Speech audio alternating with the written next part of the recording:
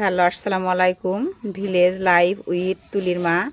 আমি তুলির মা সকাল সকাল চলে আসিছি আমার রান্নাঘরে। আমি রান্না করব, তাই দেখেন গাইস, এই যে আমার সেই পিচ্চি বাচ্চা চলে এসেছে। কি রান্না করব বাবা আজকে? শিং মাছ আর আয়ু আর লাউ। লাউ রান্না করবে শিং মাছ দিয়ে, সেই কথা বলছে। গাইস দেখেন, ওরা নড়াচড়া যদি না করছে, বলছে ওদের ঘুম ভাঙাইয়ে দেব, তাই বলে ওরাম ঝাঁকাচ্ছে বাবু। মশা কই মশা? হ্যাঁ তাই। হ্যাঁ দেখেন গাইস, হ্যাঁ লাউটা একটু ধরো তো বাবা।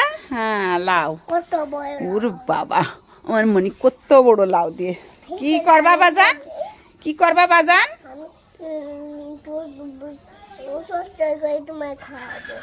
দাঁড়াও, হ্যাঁ কও। হ্যাঁ আমার মনি লাউ দিয়ে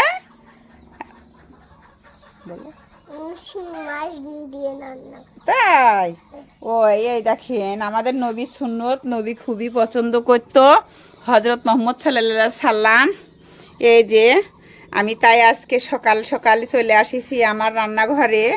এই যে শিং মাছ দিয়ে, দেখেছেন শিং মাছটা কেমন কত সুন্দর। আর ঝাঁকায় না বাজান, আমার তো ভয় লাগছে আসলে। এই শিং মাছগুলো কত সুন্দর ইয়ে করছে। হ্যাঁ এমনিতে ওদের কাছে আমি বেশি ভয় মনে করি না। দেখেন দেখেন কত সুন্দর করছে। দেখেন এই যে দেখেন গাইস আমার সাথে কেমন আসলে মুঠা, এই মোটা মোটা আসলে জেল মাছগুলো আসলে খাইতে খুব টেস্ট। আমি আজকে রান্না করব জেল মাছ।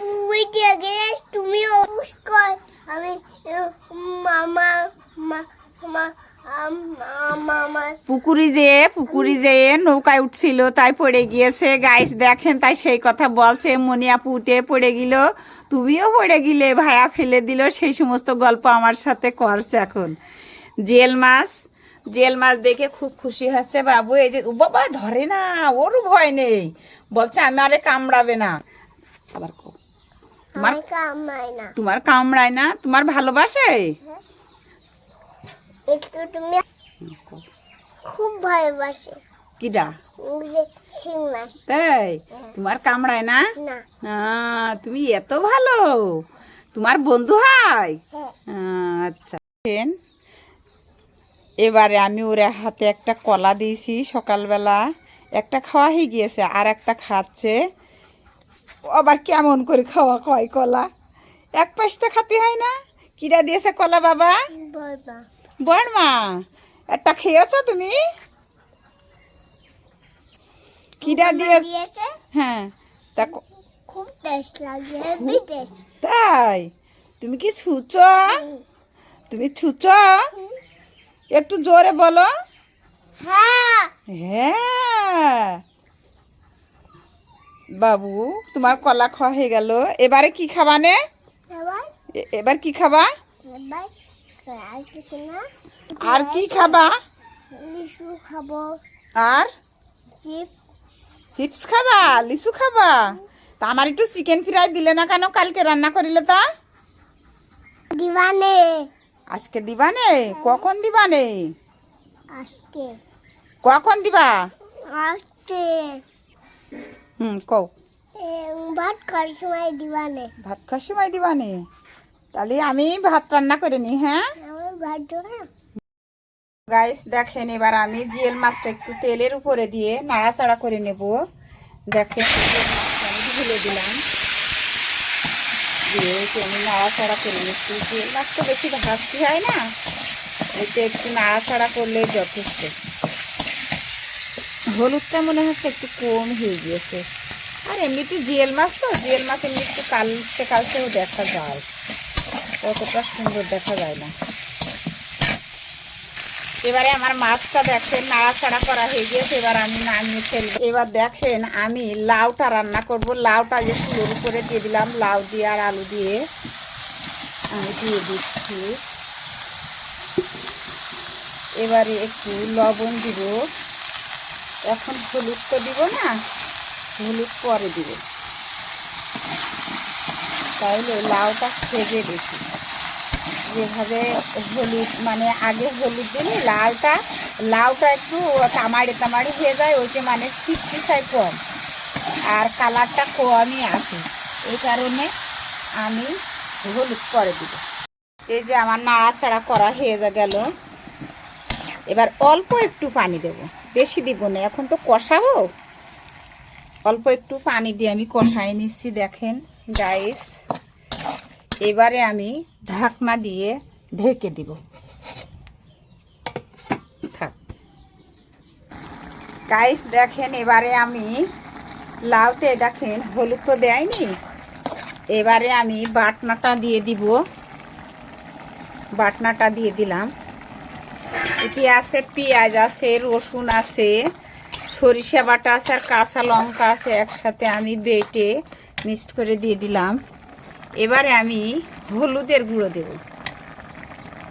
দেখেন গাইস, এবার আমি হলুদ দিয়ে দিলাম।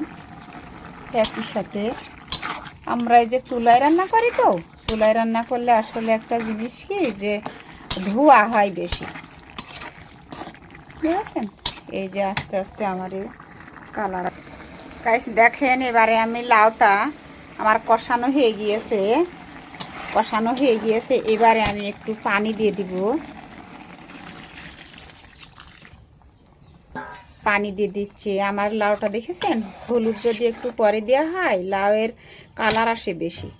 এ দেখেন আমি দিয়ে দিলাম, দিয়ে এবার লাউটা কত সুন্দর কালার এসেছে। এবারে আমি মাছটাও দিয়ে দিব একসাথে। দেখেন মাছটাও দিয়ে দিলাম, একই সাথে দিয়ে দিলাম। তাইলে মাছ দিয়ে আর তরকারি দিয়ে একই সাথে একই ধরনের জাল খাবে, তরকারিটার স্বাদ হবে বেশি। এবারে আমি একটু জিরে বেটে দেব। দেখেন এবার আমি জিরে বেটে দিচ্ছি। লাউ তরকারিতে আবার কাঁচা জিরে বেটে দিতে হয়, ওইটা হচ্ছে ভাজা জিরে দিলে স্বাদ লাগে কম, তাই এই কারণে আমি কাঁচা জিরে বেটে দিই। দেখেন গাইস, এবারে আমি কাঁচা জিরে, এই যে কাঁচা জিরেটা আমি তরকারির ভিতরে দিয়ে দিলাম।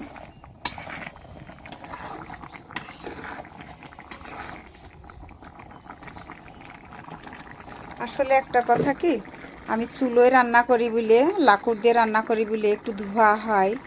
দেখেন সবাই, আপনাদের কাছে আমার একটাই অনুরোধ, আপনারা যেন কিছু মনে করবেন না, ধৈর্য সহকারে আমার ভিডিওটা দেখবেন এবং লাইক কমেন্ট শেয়ার করবেন। এ দেখেন, আগে যদি তরকারিতে হলুদ দেওয়া যায় তাহলে হলুদ তরকারি লাউটা মানে সেজে কম, ওইটা আমি যেরাম, এ দেখেন ঝোলটা কেমন গাঢ় হয়েছে দেখেছেন। আর তাছাড়াও এই যে কাঁচা জিরে না, কাঁচা জিরে দিলে একটু গ্রান আসে বেশি। এইটা আমার দাদি বলতো লাউ তরকারিতে কাঁচা জিরে দিতে হয় মাছ দেওয়ার পরে। একসাথে মাছেতে আর এই তরকারিতে একসাথে জাল খাইলে ওইটার স্বাদ আসে বেশি। এই কারণে আমি এইভাবেই রান্না করি। আমার দাদি মারা গেছে তা মনে হয় 30 বছর টছর, আর আমার দাদা মরে গেছে মনে হয় 15 বছর টছর, বুঝেছেন? আমার দাদি আগে মারা গেছে।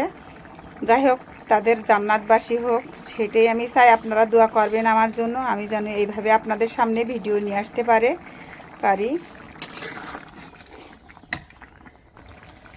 গাইস দেখেন, আমার লাউ তরকারি হয়ে গিয়েছে। এবারে আমি নামাবো।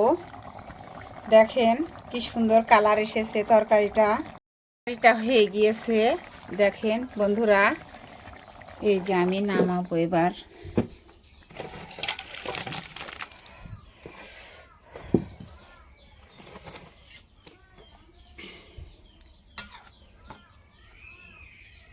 বন্ধুরা, আমার যদি আজকে এই ভিডিওটা পছন্দ হয়, ভালো লাগে, আপনারা সবাই আমার জন্য দোয়া করবেন এবং লাইক কমেন্ট শেয়ার করে দেবেন।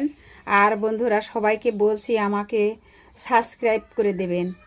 আর যদি ভালো লাগে, আর আমি এভাবে যেন আপনাদের সামনে নতুন নতুন আবার ভিডিও নিয়ে আসতে পারি।